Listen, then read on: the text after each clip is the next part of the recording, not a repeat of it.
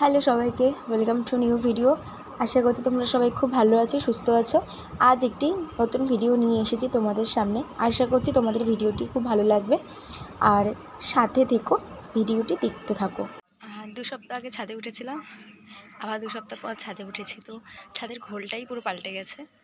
তো আমি জানিই না যে ছাদে কাজ হচ্ছে। মানে আশ্চর্য ব্যাপার সেটা হচ্ছে, বাড়িতে থাকি দেখি জানি না ছাদে কাজ হচ্ছে। দেখো পেছনে ছাদে কাজ হচ্ছে। আর একটা জিনিস তোমাদের সাথে চলো শেয়ার করছি, যেটা খুব ভালো লাগে আমার। ঝাঁক হয়ে আছে, কি ভালো লাগছে না দেখতে।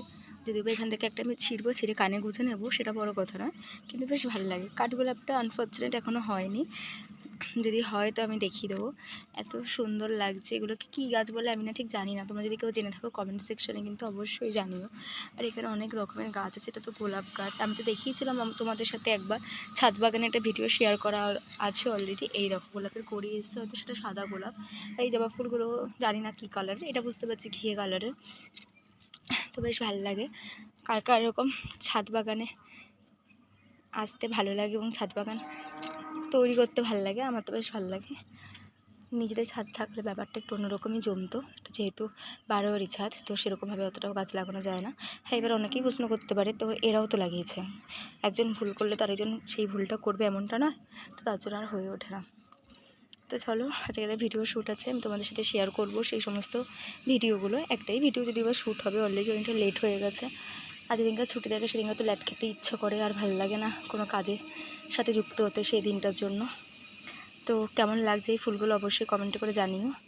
চলো ভিডিওটা দেখতে থাকো। আর আমার চ্যানেলে নতুন হলে কিন্তু অবশ্যই আমার চ্যানেলটা সাবস্ক্রাইব করে দিও। অবশেষে আমাদের শ্যুট কমপ্লিট। তো তোমাদের সাথে ভিডিওটা আমি শেয়ার করে দেবো। 3-4 দিন লাগবে ভিডিওটা পোস্ট করতে, আমার নাও লাগতে পারে। তো দেখতে থাকো। আর এরপর আলু কাবলি পিকনিক হবে, সেটা তোমাদের সাথে শেয়ার করবো। আজকে কিন্তু ভিডিওটা খুব দারুণ হতে চলেছে। এবার হবে আলু কাবলি পিকনিক, সেটাও তোমাদের সাথে শেয়ার করবো। আজকে ভিডিওটা খুব মজাদার হতে চলেছে। আরেকজন আমার সাথে আছে যে আমার শ্যুট করে দেয়, আমি থাম্বনেইলে দিয়ে দেবো, বাট সে এখন আসছে না কেন সেই জানে। সে এখন একটা অত্যন্ত জরুরি কাজ করতে ব্যস্ত, বাট সেটা দেখানো যাবে না। তো চলো আমরা রেডি করতে থাকি আলু কাবলি, তোমাদের সাথেও শেয়ার করবো। আশা করছি ভালো লাগবে। সব কিছু অলরেডি রেডি হয়ে গেছে।